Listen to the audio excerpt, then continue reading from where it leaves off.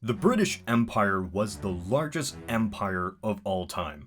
In just 2 centuries, it went from a small island to the sole superpower on Earth, its language eventually becoming the third most spoken today. The empire has been so influential, the modern world would be unrecognizable without it. That is an interesting concept. What if the British Empire never existed? Say, for some reason, none of this is ever colonized by the Brits. The most they ever control is their tiny island. In this video, I'll try to craft one scenario, theorizing about what I believe could have happened.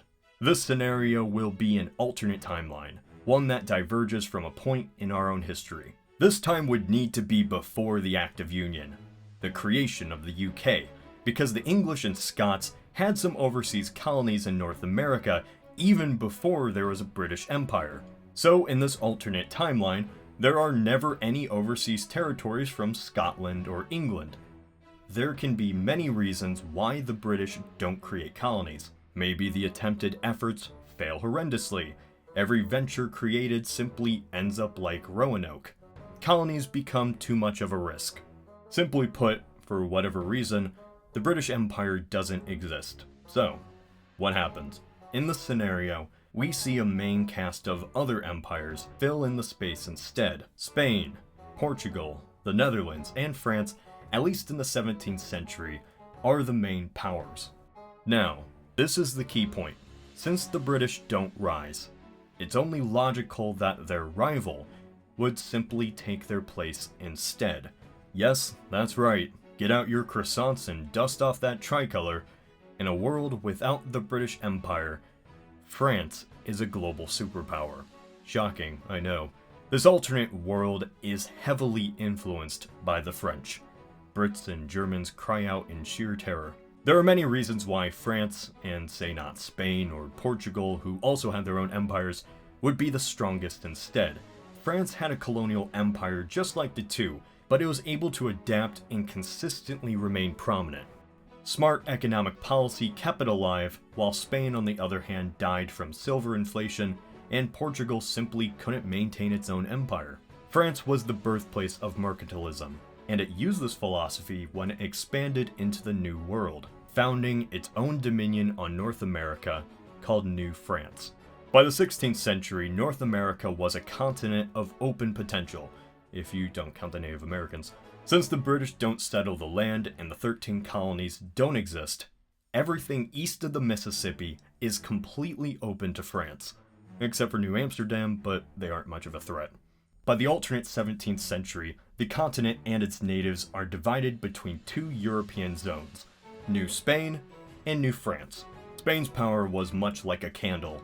It burned hot and faded very fast. The Spanish rose and fell without the British, primarily because they weren't good with economics. Good thing they got that fixed. The Spanish wealth was from the silver mines of South America, but this was destroyed because of silver inflation. Spain's fate isn't too far different in this alternate timeline, and their fate isn't too important to talk about. I'm just saying you shouldn't worry about them. If there was a competition between the French and Spanish in North America, there would be an obvious winner, France. When looking at New France, its size is vast, but it's also pretty misleading. The French never had a population like the British did in North America. They didn't even have colonists in most of the region. Settlement was in tiny forts, primarily around the Great Lakes and rivers. These were centers to maintain trading routes and friendly alliances. The French don't ever care to take the Native American land. It benefits them to make allies and friendships instead of conquering. Now, the French didn't spare the natives out of the goodness of their own heart. They didn't need a farming colony in Virginia like the British did. They already had their own gold mine in Haiti, but the one thing that North America had that Haiti didn't was fur, primarily beaver fur, and the people that knew where to find the beavers were the Native Americans, and so a trade relationship was born. Over time, this trade relationship grew into political friendships. The system of being under French trade is beneficial to Native Americans since they don't get kicked out. But when you have numerous tribes competing over limited resources, like say, fur, it can lead to violence. In this alternate timeline, there are large wars between tribes fighting for hunting grounds. The tribes that win these conflicts become the strongest, and some band together to form alliances. Over centuries, New France is a very multi-ethnic colony. Enclaves of French colonists populate small towns and forts on the St. Lawrence River, Great Lakes, Louisiana, and eastern coast. These become very similar to Quebec of today. The majority of the population remains Native American, divided into tribes and alliances under the New France realm. The natives have begun to recover from the massive population lost from smallpox generations ago. As the natives aren't deported by the 18th and 19th centuries, that means tribes have had interaction with the French for a few hundred years. I think by this time, a few questions would start to be asked. Are the French partners or rulers of the natives? Does New France have control over the tribes? Do tribes have the same rights in New France? In our timeline, New France never got populated enough for these ideas to be relevant, but as population grows and interaction extends farther than just trade, these questions would have to be answered. Conflicts could easily occur. A weak New France could die under tribal conflict. North America might easily become a poverty-stricken region if these questions aren't answered soon enough, and tribal conflicts aren't prevented. North America would be seen by Europe like we see sub-Saharan Africa today. France was not a bastion of tolerance centuries ago either. They aren't even tolerant to other Europeans. So as both groups, Native Americans and French, begin to craft a society together, things could get ugly. Until those problems arise, France would use this wealth from North America to bring itself about as a global power. Unsurprisingly, using this wealth to fund alternate wars, probably against Britain as well. France remains the prominent power in a world without the British Empire. The French culture and Catholicism are a common trait across the globe. What this also affects is religion. As the British don't create the US, Protestantism isn't spread as far. The French and the Spanish, however, are left to spread Catholicism as far as they want. Catholicism, if missionaries were successful, far outpopulates Protestantism, which simply remains an enclave in Northern Europe. French becomes the international language of commerce as France controls the trade throughout much of the world.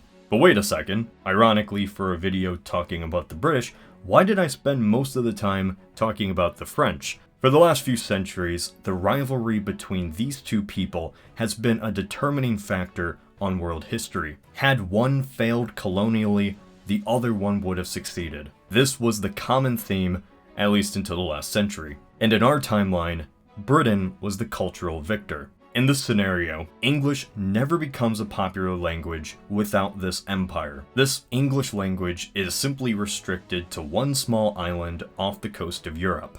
The greatest change of all is for Britain itself. They'd be completely at the whim of their rival. The British could never challenge the French, who would use their colonial power to dominate the island. Ironically, and the biggest twist of fate, the only way to stop themselves from being conquered was to conquer others.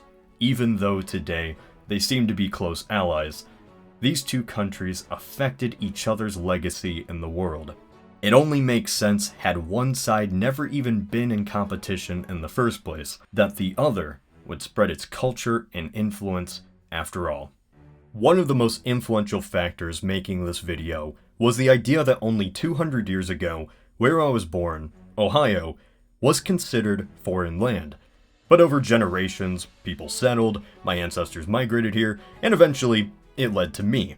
Had Britain never created their empire, I, unsurprisingly, wouldn't exist. This video was sponsored by Ancestry DNA. Ancestry DNA is a service that uses your genetics to determine where your ancestors came from. It is a quick, easy test that is sent to you through the mail. Months ago, I took this test and was sent this box in the mail.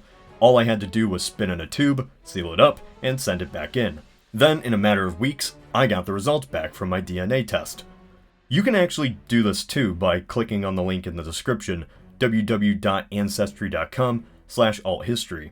Anyway, the service showed that my ancestry was roughly 40% British. If you're curious about the rest, it was 29% Scandinavian, 20% Irish, 7% Italian, and then a mix of some Western European and 2% Jewish. And now there is even a feature that allows you to see how long your ancestors may have been on America, if you're American. For me, it's likely a possibility my ancestors have been here since before the Revolution, on the future Ohio border in Appalachia. So, in the period of 300 years, we moved one state. Like I said, it's very easy to do. Order your kit, return a small saliva sample, then Ancestry will analyze your DNA. Wait around and you'll get your results in 6 to 8 weeks. The test is $99, and if you use this URL, www.ancestry.com/althistory, or click on the link in the description, you'll actually get 10% off. When you do get your results, let me know in the comments, or by tweeting #MyAncestry. This is Cody of Alternate History Hub.